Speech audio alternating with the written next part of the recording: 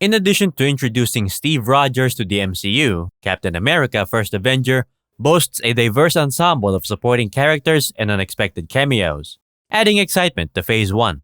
The narrative centers on Steve Rogers, a soldier enlisted in a clandestine research initiative that transforms him into a formidable super soldier, deployed by the US military to combat an elusive faction of the German military during World War II. This Marvel project stands out for its originality, enhanced by a stellar cast of actors bringing the story to life. Now let's revisit what happened in Captain America: The First Avenger. In the present day, Arctic Circle researchers uncover a buried aircraft and find a frozen red, white, and blue object inside. Meanwhile, in March 1942, Hydra forces, led by Johann Schmidt, attack a Norwegian church in search of the powerful Tesseract, eliminating the Guardian and villagers in the process. In 1943, despite multiple rejections due to his frailty, Steve Rogers is recruited into Project Rebirth after displaying bravery.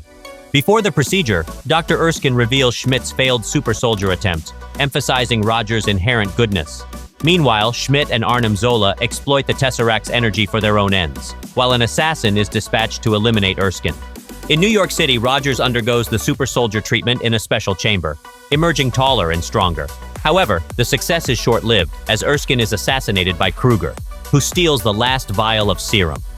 Rogers pursues Kruger, ultimately catching him, but losing the serum in the process. Despite Erskine's death and the loss of the formula, the SSR is mobilized against Hydra. However, Phillips decides to keep Rogers out of combat, opting instead to use him for public relations. Rogers becomes Captain America, touring the nation to boost morale. While he enjoys his role, he longs for a more active part in the war effort.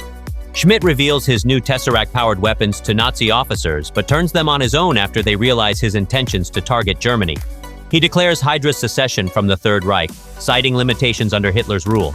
Utilizing Tesseract energy, Hydra rapidly develops advanced weaponry, posing a significant threat to the war front and global stability. In November 1943, Rogers, while entertaining troops, learns of Barnes's unit's loss to Hydra. Despite Phillips's skepticism, Rogers, aided by Carter and Stark, embarks on a daring solo rescue mission. Infiltrating Hydra's factory, he frees captive soldiers and locates Barnes, who is undergoing surgery.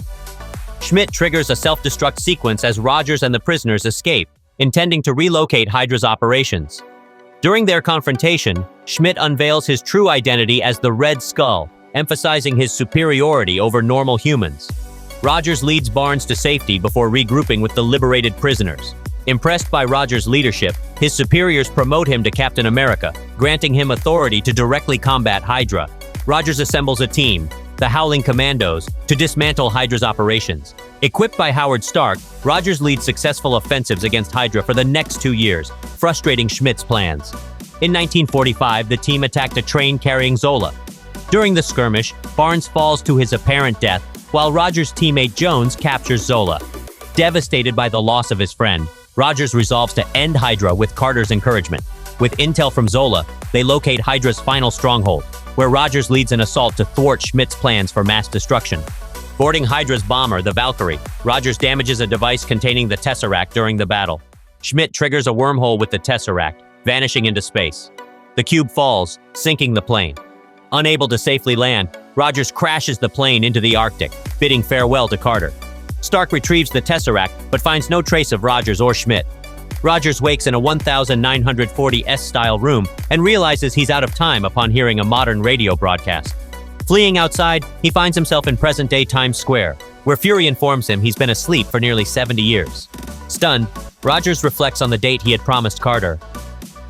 The MCU is renowned for its grandiose scale and impressive CGI effects. Yet the First Avenger deviates by placing a stronger emphasis on its characters.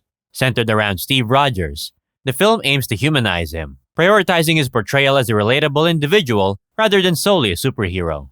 Through intricate relationships and nuanced dynamics, the movie grounds itself in reality, establishing Rogers as a human above all else. Furthermore, many of these characters play pivotal roles in subsequent entries of the franchise. Despite his fantastical nature, Captain America's adventures are presented with a touch of realism, a departure from typical superhero tropes. CGI plays a crucial role, seamlessly transforming Chris Evans from a scrawny recruit to the imposing Captain America. The movie's attention to period settings and costumes, courtesy of director Joe Johnston, provides a refreshing departure from generic urban backdrops. Johnson's adept storytelling offers a cohesive narrative, focusing on the broader story rather than relying solely on sensational set pieces. That's about it for our movie recap and review of Captain America: The First Avenger. Stay tuned for more MCU Phase 1 in our next videos. As thanks for watching the whole video, here's a picture of a cute puppy. And if you have a movie or TV show that you want us to cover, just comment it down below. We'll make a video of it in the future. Don't forget to like and subscribe. Check out our playlist for more recaps.